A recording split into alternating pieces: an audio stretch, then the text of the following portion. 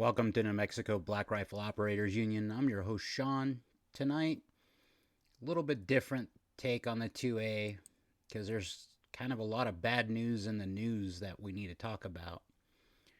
First and foremost, we all knew this, but this is kind of now proven that social media sites, big tech in other words, has been colluding with the government to silence us. Now, that doesn't sound like a 2A issue, but think about what that means. That they're outright willing to void the First Amendment. Okay? The Second Amendment was intended to protect all of the amendments, but specifically the First Amendment, which covers 5, if I remember right. 5 freedoms. If not, I have to think about that one because, I did have a beer tonight, so that's possible.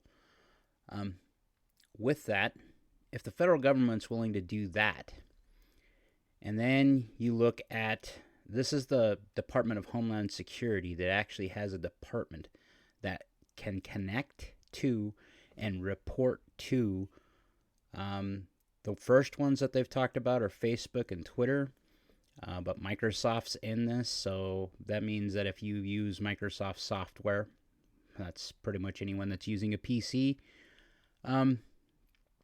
they have allowed the federal government their hooks to get into their apps so you could be spied on and manipulated. They use this type of technology to influence public opinion. So from the 2A perspective, again, how many times have we had to defend our rights when they weaponize these platforms against us? And for how long has this been going on? So it looks like, from Tim Pool's reporting, from multiple webcasts he's done today about this topic, it looks like the bill was passed as a cybersecurity bill, and Trump signed off on it.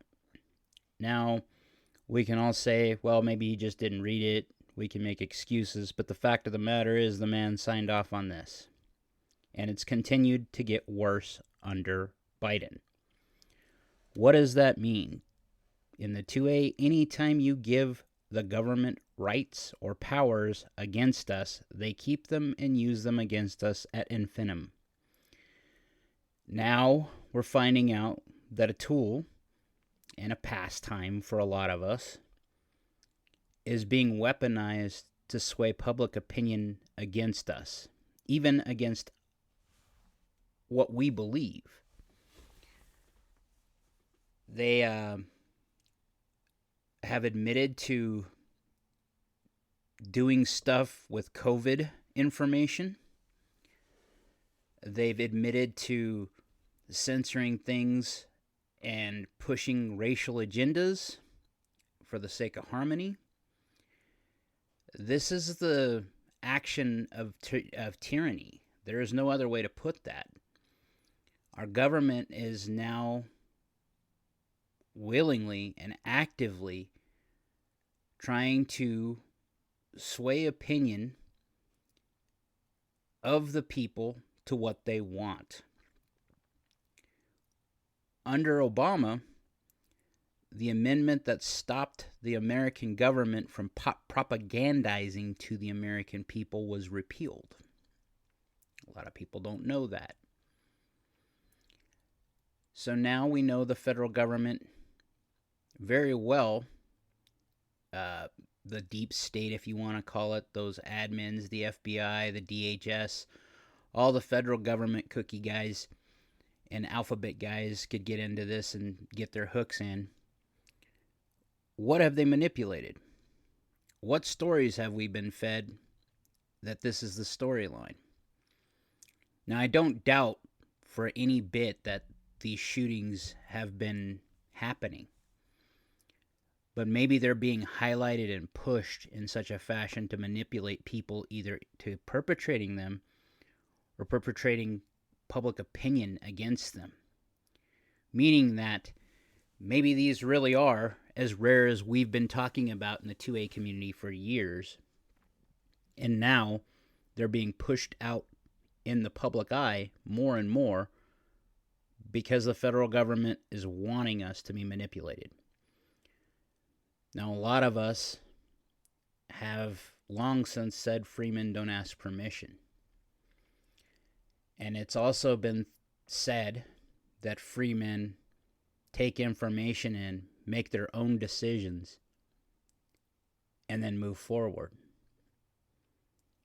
What is going on here is the federal government got involved and is manipulating the information in such a fashion to sway your decision making.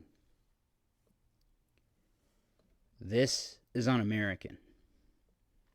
On the same day, the ATF announces that they are striking another HK weapon from being imported in the U.S. for not complying to 922R. However, this is a pistol that was supposed to be shipped in the United States, and it's a 5.56 pistol. They're, from what Mr. Guns and Gear reported, they're rarer than winter roses, but given the track record of the ATF, we'll probably never see this gun ever in the United States because of this type of thing. So, if they're willing to sway opinion and weaponize public opinion by using public platforms and public social media against us, the citizens of the United States, to take away rights or curtail them, what else are they willing to do? Like, share, subscribe, be great.